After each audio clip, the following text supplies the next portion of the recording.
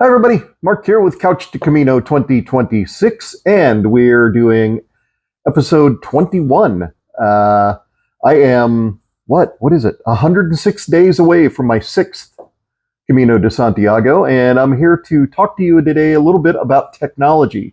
How to handle your technology, your hardware, and then a few apps that I find just make the Camino is so much easier, and some ways to share your Camino that are a little out of the ordinary that are pretty darn cool. I think you'll like them. As always, if you have any questions, any comments, feel free to leave them below in the comments. If you'd rather have a more personal conversation, you can email me at askmeacaminoquestion@gmail.com, and I will do my best to get back to you as soon as I can.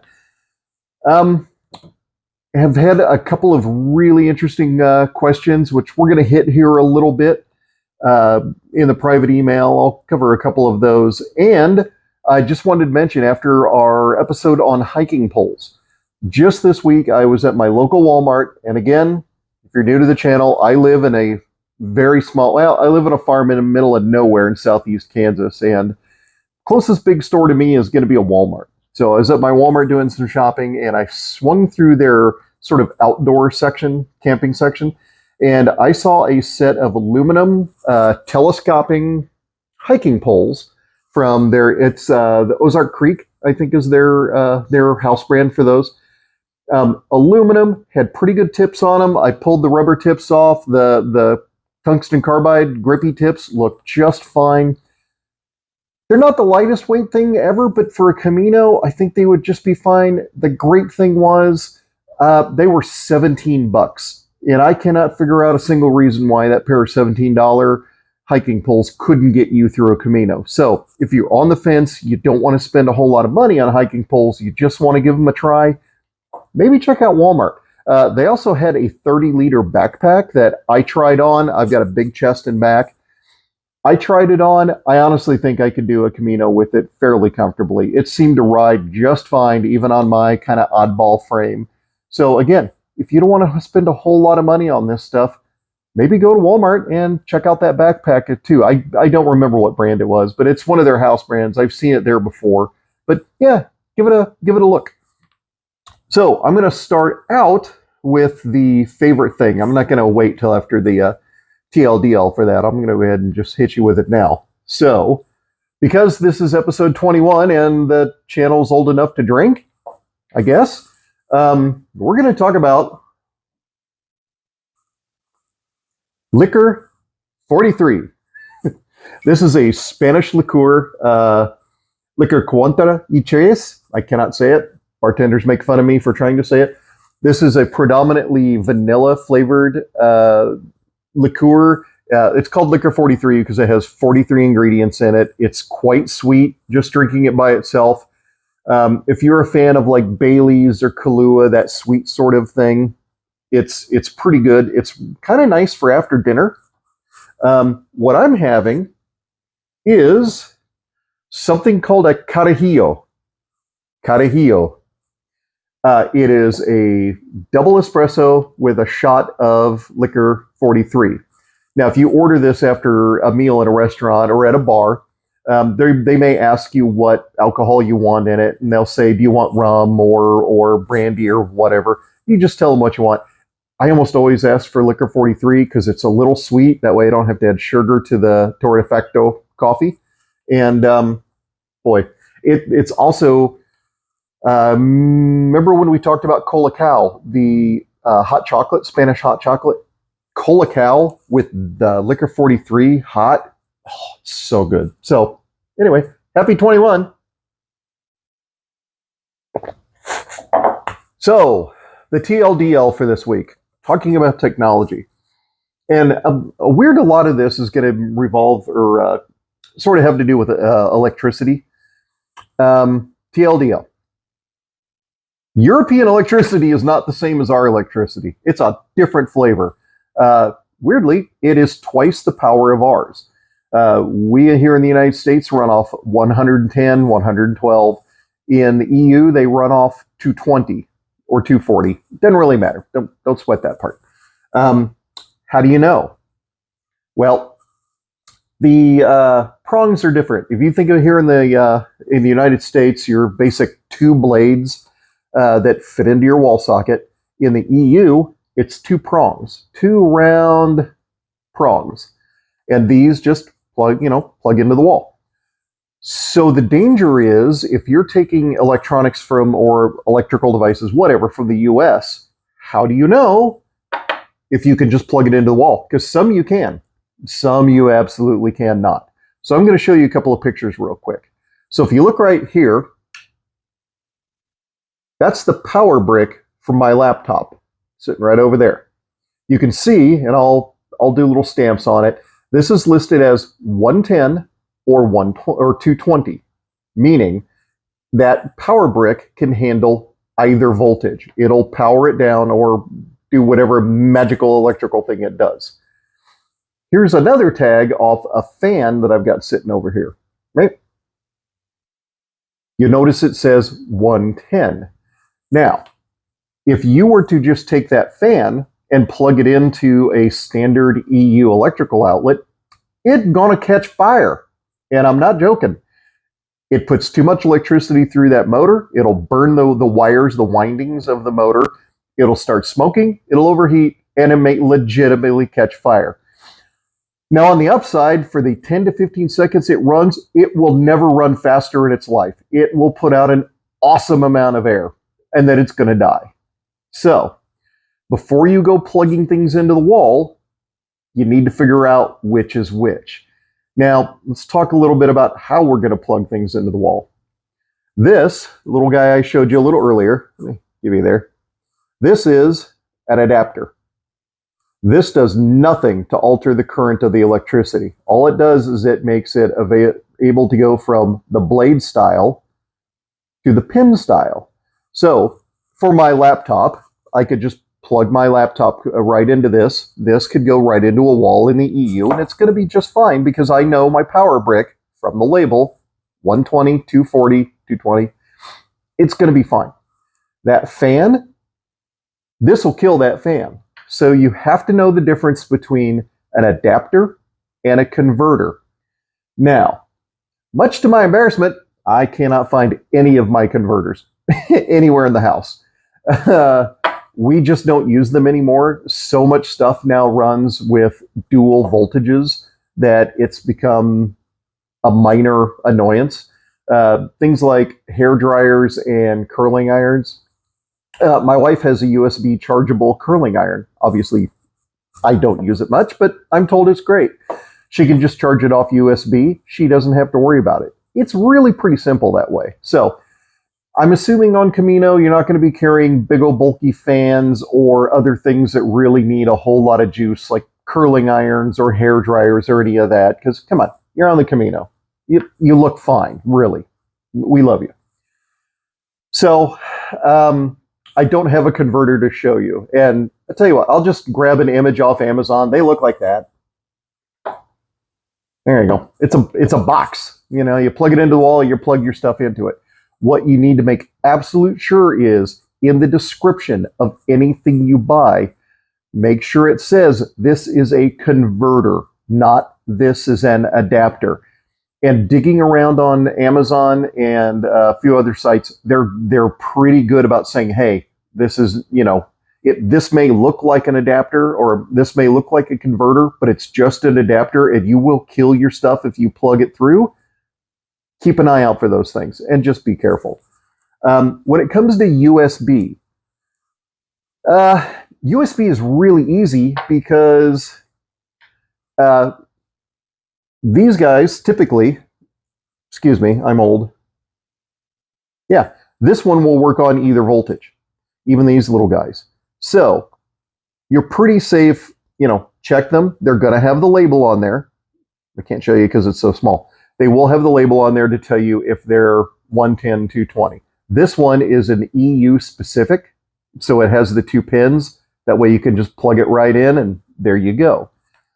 Now, how do you know if you're really worried about, frying your tablet, frying your phone, you're just not sure if that USB charger you want to take is going to work? Don't take one. Wait till you get to France, wait till you get to Spain, and buy one. They use them there. The ones they sell there are great for there. So, take a little worry out. Just buy one there. Heck, buy one at the airport or the train station. Have a vending machine if you decide to. I will recommend. I like ones with multiple ports. I can't find my good one. I think it's actually in my backpack, but I like the. I tend to charge everything off certain USBs. So, anyway, yeah, just grab one of these off Amazon. Look for an EU specific USB charger. You're going to be just fine. Or buy one when you get there. We'll look at my list here. Okay, let's talk about, that's the electricity part. Just remember, it's big, it's angry, it's dangerous, and it'll kill your stuff if you're not careful. So, the physical securing of your stuff, your phone, your tablet, if you're taking a laptop, anything like that, keep it with you at all times. If you're using a bag forwarding service, do not put your tablet, don't put your laptop in there. Put those in the day pack you're going to be carrying with them. Carry them with you on your person. I'm not saying that Jacotrons or any of those other companies are dishonest or would try to steal from you, but let's not put temptation in anybody's way. The other thing is, when you're in crowds, when you're walking around, if you're used to just throwing your phone in your back pocket, like I see half of the people in the US seem to just throw it in the back pocket and it's hanging out. Don't do that. You're going to lose your phone. It used to be that passports and cash were the big thing that everybody wanted to pickpocket from you. And even now, credit cards are getting harder and harder because you can just lock down a credit card if you use it, and it's a little harder for a thief to use. Phones and tablets and such, man, those are a real thing. Keep them on your phone. Keep your phone in your front pocket. If you have zippers on your pants, your shorts, your whatever, zip it up. Keep that with you at all times. And just be mindful of where it is. When you're in the albergues, most of the reasonably good albergues, it's kind of a jerk thing to say, but a lot of albergues are going to have a locking locker assigned to a bunk bed. So you do have the chance to just throw your laptop in your backpack, whatever, inside there. That I would say it's okay to do. I have left my Kindle and such in the bottom of my backpack and just had my backpack next to my bunk bed. I really didn't worry about it that much because it's a low cost item. But things like expensive tablets or any things you need for work, if you're working from the Camino, don't take risks with those. The actual items, your phone, your tablet, your laptop, lock them down. Use thumbprint sensors, facial recognition. Pins are okay, your numerical pin code. But if you can use bio, your thumbprint or something, that's going to be a lot better. And make sure you have your phone set that if you have X number of failed attempts, it will brick the phone. It'll turn the phone dead for a certain period of time, and hopefully you can get back in later. Inside of the phone, things like your banking apps, your emails, all of that. Use the biosecurity. Use the thumbnail or thumbprint, fingerprint, bio, your face, whatever. Lock those down on the inside too, on the off chance that you do lose a piece of electronics. If they get into it, then they can't readily get into your banking apps or your emails and stuff. It prevent a whole lot of issues. Also, if you have, we covered that. Anyway, let me go down here. I'm jumping around a little bit. That's why I'm stuttering over my words. Oh, yeah. Your hardware as well. The other thing you might want to consider is a backup battery. A little power bank. I use these little guys. I don't even know what brand it is. Doesn't matter. These are enough to charge my phone, the one I'm talking to you on, about 2 times any other electronics I have. It's just fine. And when we get to the ramble, I'll expand on this stuff a little more. But these little power packs, these lithium-ion guys, When you're flying, do not check these. You need to have these in your carry-on. If you've never seen a video of a lithium-ion fire, here, I'll put one right here.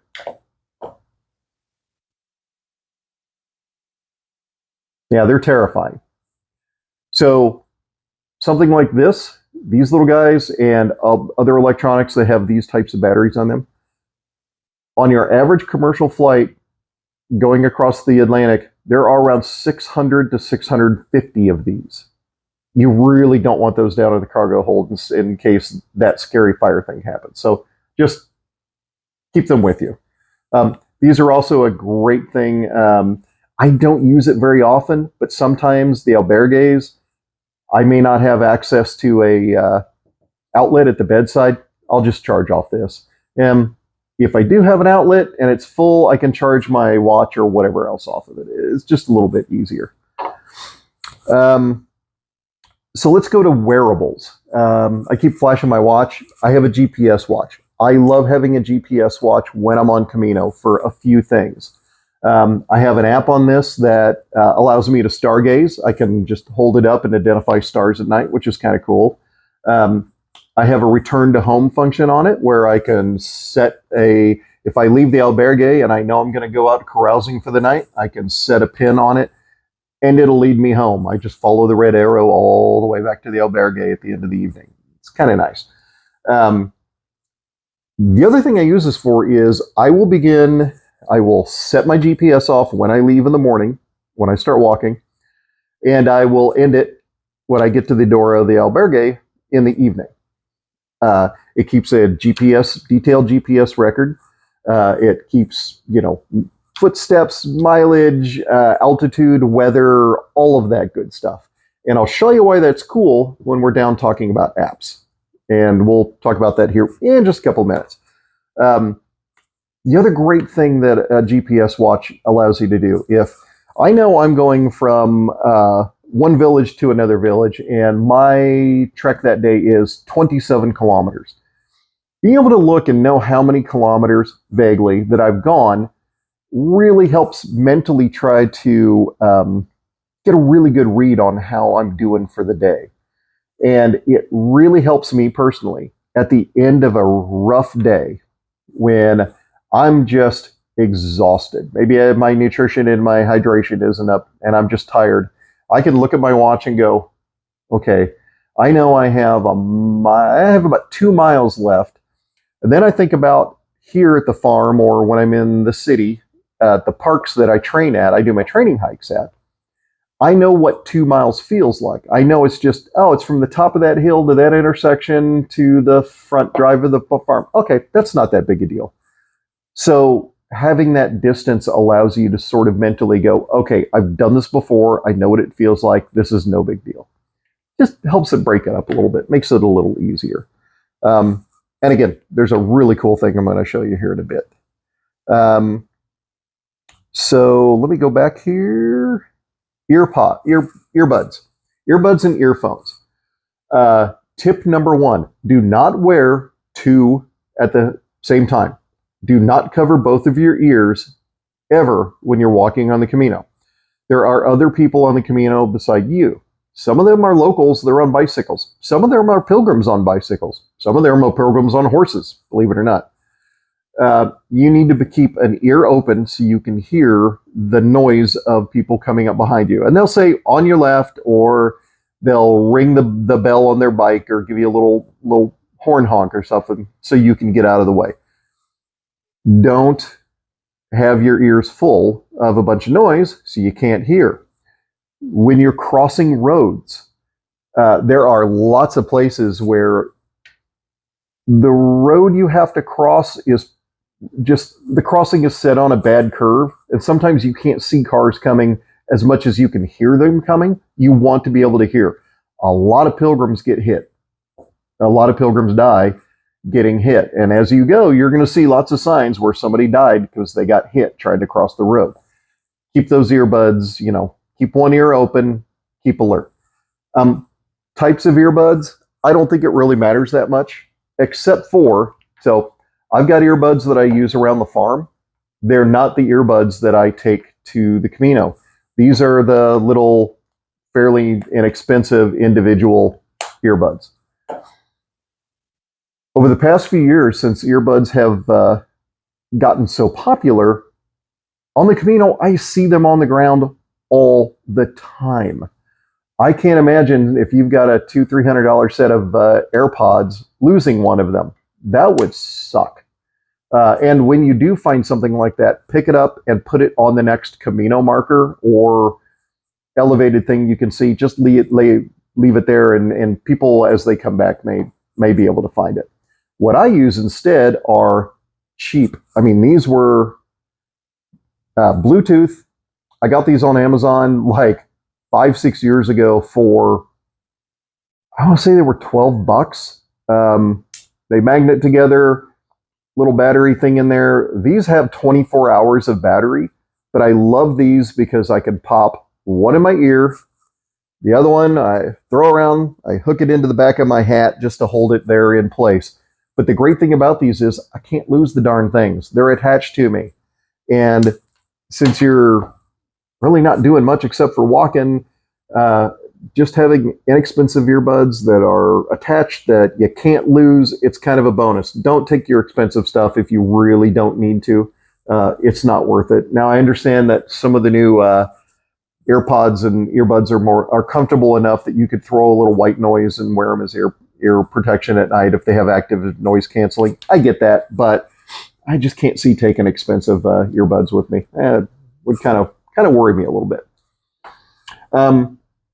So we talked a little bit about chargers. When we're charging all of this stuff, like my GPS watch has a proprietary cable. It's a weirdo Garmin snap-in, blah, blah, blah.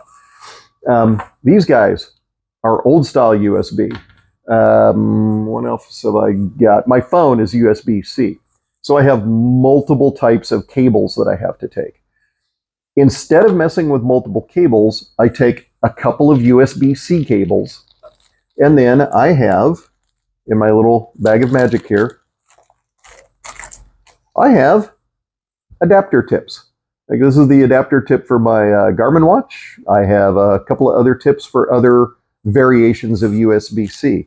Instead of carrying a bunch of dedicated cables, just get these little guys. They're dirt cheap. You can find them on Amazon. And yeah, they may not be the fastest charging in the world, but you know, what else are you doing? You don't have to worry about it. It's not like you're trying to crash charge anything because you've got a meeting to go to. So just do something like that. For your earbuds, I guarantee you're going to lose an earbud tip. If you're used to earbuds, you know, these little silicone tips or the foamy tips, whatever you're using, they're pretty easy to lose. Go on Amazon, get yourself a bag of replacement tips. I've got them in my repair kit. I have a little box of them.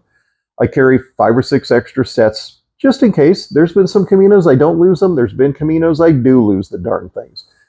So have some extra tips. They cost like $4 or $5 for 20 sets of them or something ridiculous. So having a few extra, not the worst thing in the world. Let's see, what's going on? Yeah, I'm all over the place. Okay, let's talk about apps a little bit. So, in one of my other videos, I covered apps that I use for planning the Camino, things like Wise Pilgrim, Booking.com, Kayak, all of that. I don't want to rehash that stuff here, so go back and watch that video. It's number 5 or 6, I think. I don't really remember. Go back and watch particularly the bit on Wise Pilgrim and Trainline, the train app, to show you how to navigate those apps. Excuse me. So these apps I want to talk to you about a little bit quickly. These are game changers when it comes to travel. The first one is something called an eSIM. Now, I have not used one of these yet. I have talked to friends who used them. I was talking to some folks from Australia last time I was in Spain who were using them. So an eSIM, basically it's a little app that you put on your phone, assuming your phone can take it, and just do a little Googling, know what kind of phone you have, Google that up. You're going to be able to figure out whether an eSIM will work on your phone. And most newer phones, they do work. So it's an app you put on your phone. And I'm going to take a break just for a second. And we're back. Sorry, frog. So an eSIM is an app you put on your phone. That app is then licensed to connect your phone with your existing antenna, your existing SIM card, everything in there, to the local cell phone network, be it Orange or Hollywood or whatever the company is that you're going to be in France and Spain. They work well. They are not terribly expensive, particularly if you compare them to, now, I haven't looked in a while, but like AT&T and Verizon's foreign data roaming plans were criminally expensive the last time I looked, maybe a year ago. I'm lucky to be enough on T-Mobile. I get free everything around the world with a couple of exceptions. But in eSIM, you can keep your own phone number. You just don't notice. You've got this thing running in the background. You can use Google Maps. You can use your email. You can do anything else you need to do. You just buy a prepaid pack of data. It loads into your account. Off you go. I have Saley, which is, I think it's from Norton VPN. I've got it loaded on my phone. I'm going to try it just for the heck of it. Like I said, I have T-Mobile, so I don't need it. But, since I'm recommending it to you, I'm going to try it for a week or two and see how it is, because that's a game changer. So many people have had to sweat. Do I get a Spanish SIM card for my phone? Do I just try to do off Wi-Fi and use WhatsApp and XYZ? So this may be really interesting. So I'll let you know as I go how it's working. I just mentioned WhatsApp. If you don't have WhatsApp, it is really, really good for travel. It allows you to connect, particularly if you're just going to use Wi-Fi. Connected to Wi-Fi, you can make voice calls. You can send text. You can send pictures. My wife and I have done video chats when I've been in Spain and she's been here.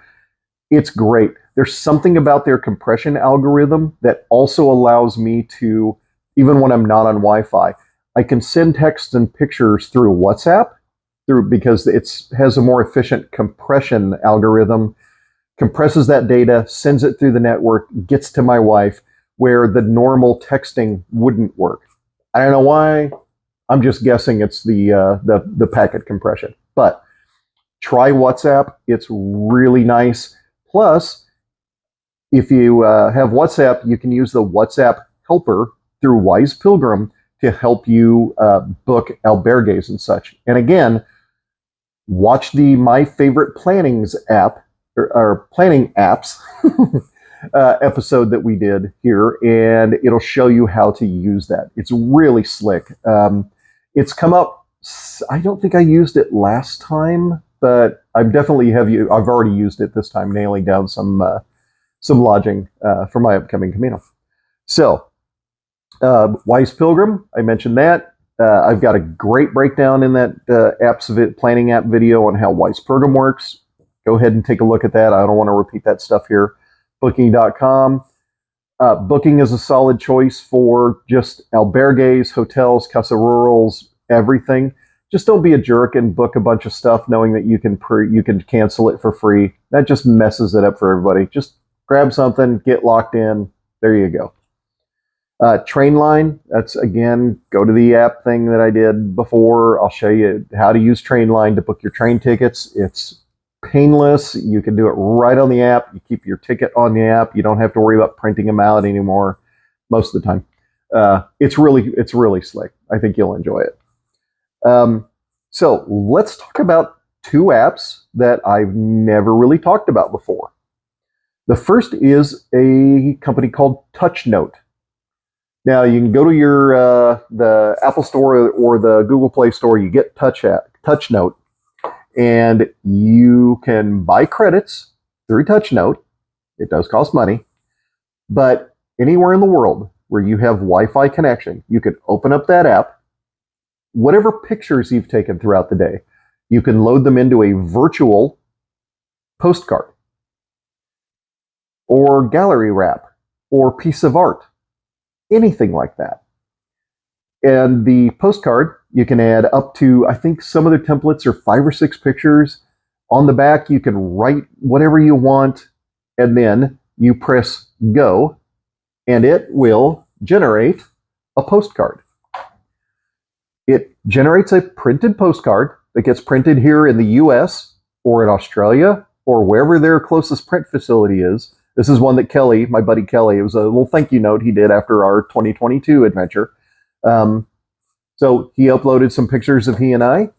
He wrote a very sweet message on the back and mailed it to me here at the farm. You can do this all over the world. What I do, because my parents are older and email is not the easiest thing for them, I upload one of these every single day. And I put on it day 1, St. John to Roncesvalles. I'll tell mom and dad how the day went. I'll include 3 or 4 pictures. I love you. I press go.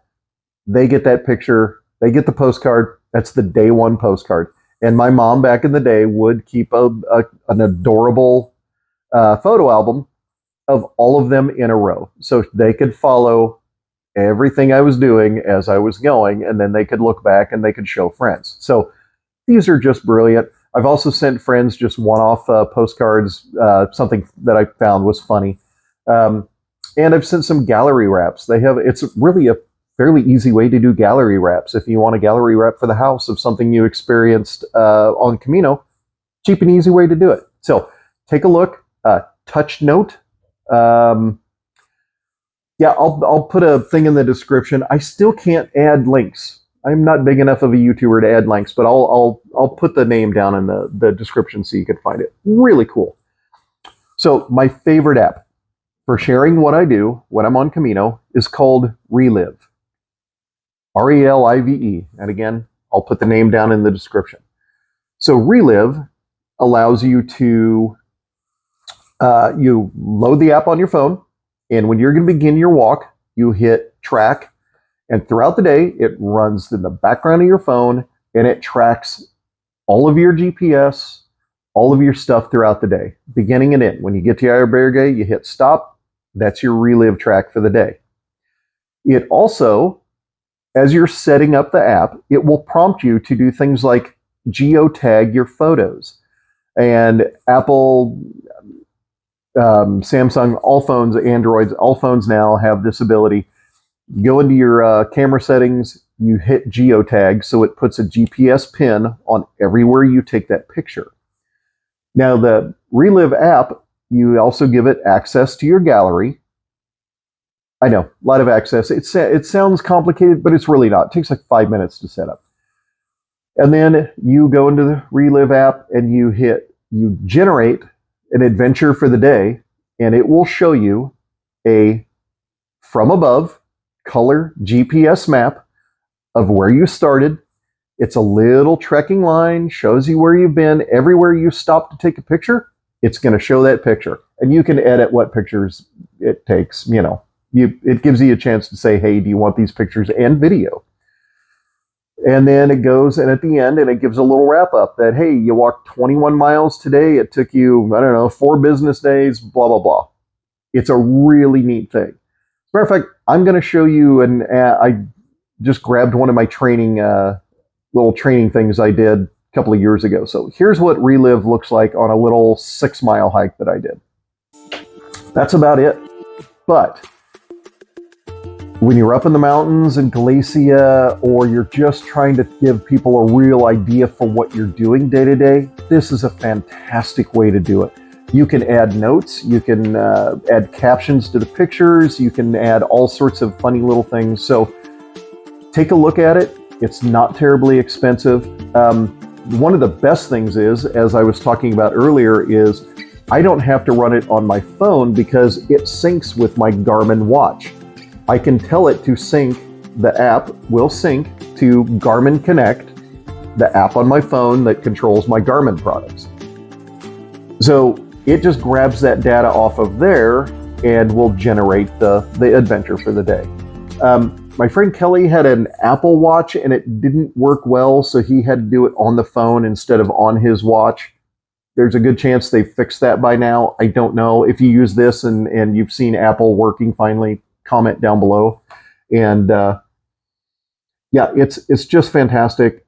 You can save it to your phone as a file once it's complete, or I believe you can directly send it to Instagram, Facebook, all of that stuff. So what I do is when I'm traveling, just because there's a few people that care whether I fell down the side of a mountain and get eaten by a goat or something, I will share the relive on Instagram to my very close group of friends and family who give a damn. It's just easier for me than trying to type a bunch of stuff out. And it's just a really neat thing. And I've pulled up my tablet and shown my mom and dad the relive things later, and they've really enjoyed it. So give it a try. Wow. That's about it. So there's some technology for the Camino, but there's not a lot. Mostly it's software. It's the apps that you're going to use for your planning and your lodging and your travel and all that. But just remember, keep your electronics safe. Keep them on you. Keep your phone out of your back pocket. Keep one of your earbuds out of your ear. Keep safe when plugging things into walls.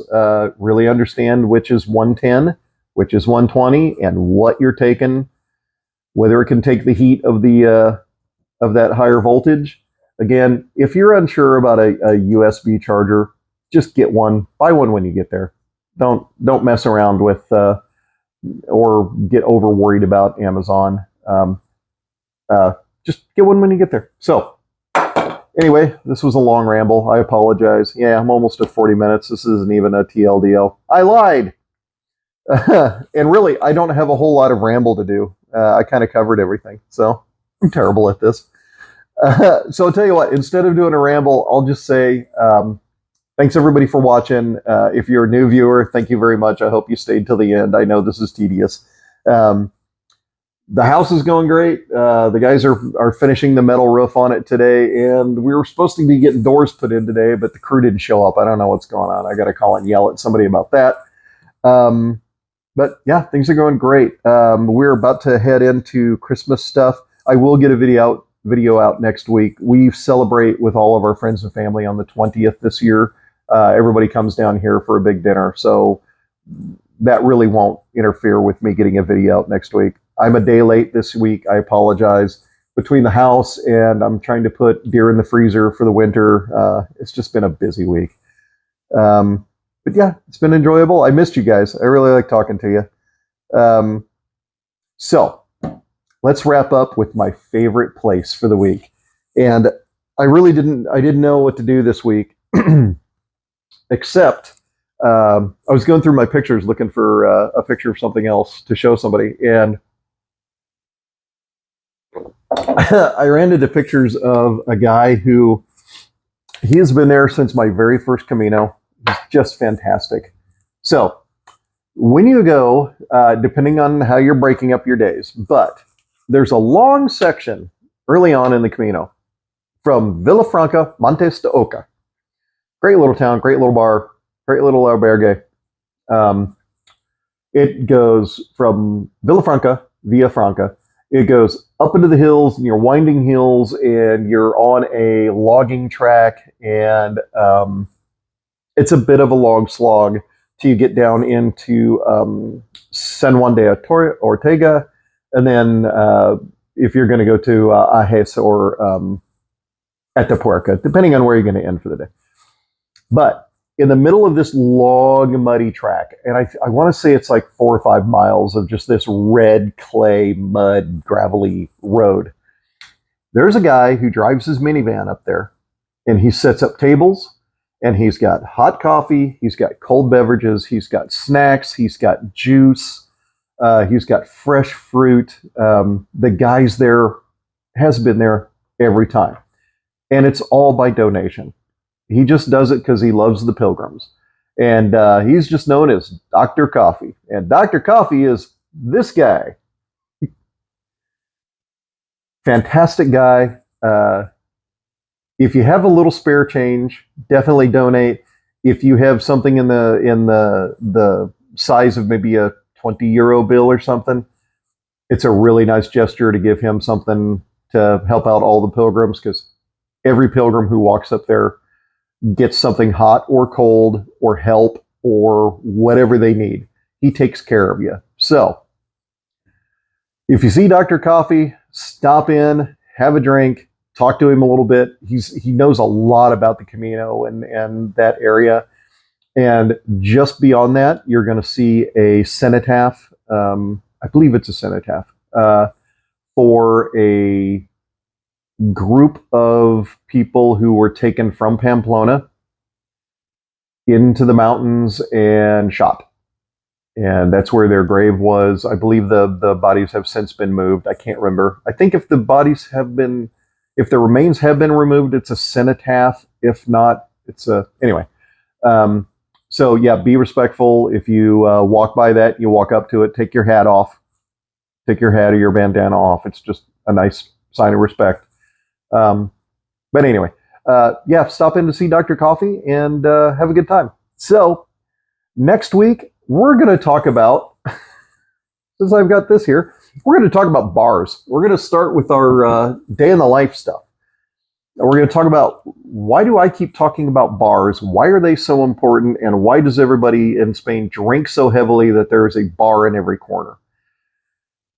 They don't, there isn't, but there kind of is. So, yeah, we'll start covering that stuff. So we're going to do things like day in the life stuff of bars, a little bit about restaurant culture, a little bit about, we're going to do a little, hey, this is what a day in the life of the pilgrim is.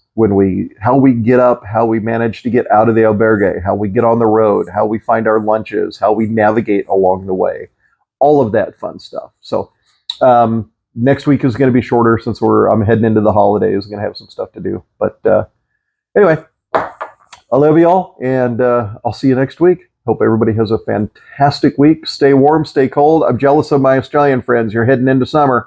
I hear it's getting hot down there a little bit, so enjoy. It's getting cold here. I think we have a low of, I think Sunday morning it's supposed to be 9 degrees Fahrenheit, which I don't know what that is in centigrade, but it's too cold. Anyway, I'll see you guys next week. Bye.